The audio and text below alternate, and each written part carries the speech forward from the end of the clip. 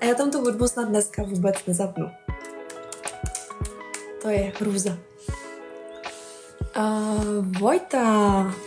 Vojtu jdem pozdravit, Vojta nám posílá duel, ale to jsme Koza, srdíčko, děkuju. Děkuju.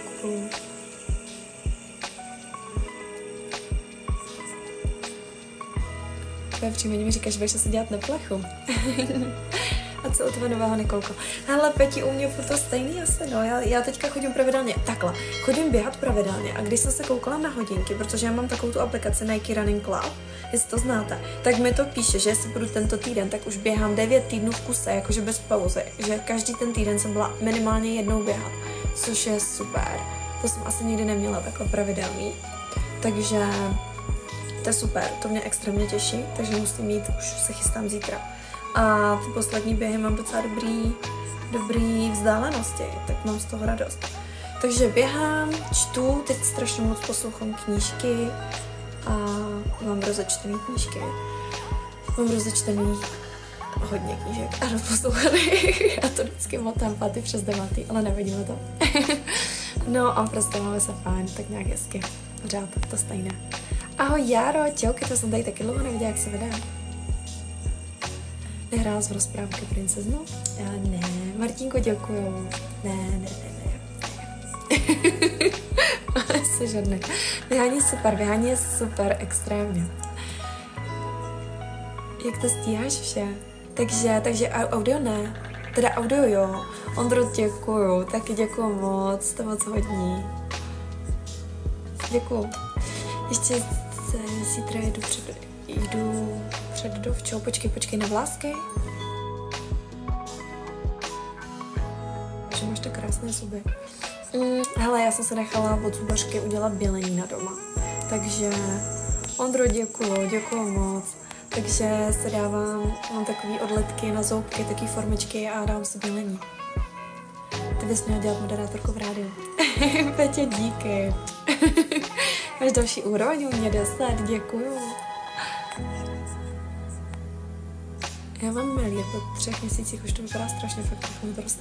No, ale já jsem taky chodila po 3 měsících na melíry. Na melíry po 3 měsících a na tu barvu, ale to prostě musíš po 6, po 7 týdnech, protože to vypadá prostě blbě, jak je to v kuse, víš.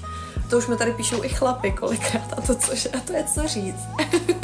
Že i kluci si všimnou, že bych měla jít na barvu už. Takže to cením. Já poslouchám novinné knížky, nejlíp kriminálky. Posloucháš kriminálky, jo? Tak to je taky super, hele. To je fajn. Ahoj, Milanko, čauky. Jak se máme dneska?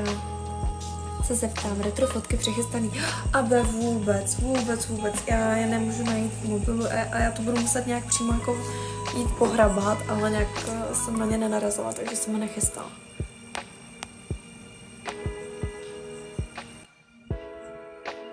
To se divím. Štefan má tam jednoho člověka. Já jsem Nikolka v originálu. Ty seš hodně. Ty se divím, že i kluci. No právě, Peťo, já se taky divím, že i kluci. Posloucháš i podcasty? Podcasty jsem poslouchala dřív. Já jsem tady o tom mluvila, když jsem chodil Charlie jednu dobu z zahranicí fitness kluci. Tak ty jsem poslouchala. Charlie a Garl. To mi přišlo strašně fajn, ale oni mají podcasty, co se týče jako zdraví stravy a fitness, jakoby.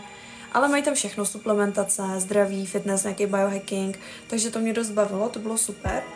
Já si tady dám olejček jenom, jo. Protože já si to pak vždycky rozfrfnu všude, teď nic nedělám, tak je to dobrý. Ale jinak podcasty teďka moc ne, to jsem poslouchala hodně dřív, když jsem chodila na procházky, jenomže teďka už na to nějak tak nemám tolik čas. Teď mám teď knížky, no, zase. A to mám vždycky nějaký období, buď podcast nebo knížky, to je různý. Takže teďka spíš jedu ty knížky, no. Asi fajn, konečně doba vegetík, to je dobře, Kristova noho. Co pak?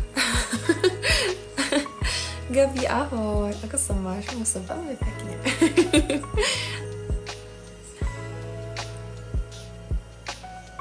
Nepřemýšlel si, že by se zdala hnědou k očím? Lení a... Já jsem měla hnědou, já mám takovou tu, když jsem byla malička, jak jsem měla blond, tam mi samozřejmě jako stmavla a teďka mám tmavou, ale odbarvuju se a hnědou, Já ti nevím, prostě mě doma hodně lidí, já jsem tak jakože... To bylo, to už mám dlouho, no. Asi máme to možná třeba o čem se dělo víc, ale zase kolik je hnědoukých blondýn, chápeš, tolik ne. Marti, děkuju. Nechci, ale ty posiluješ břicho, že? Já posiluju. Hele, já ho moc neposiluju, protože já jsem četla, že když ho posiluješ, tak se ti zvětší, když na ně máš tuky. takže ho neposiluju, ale já cvičím jako pilates občas, takže a běhám, to ti zpevňuje samou o sobě.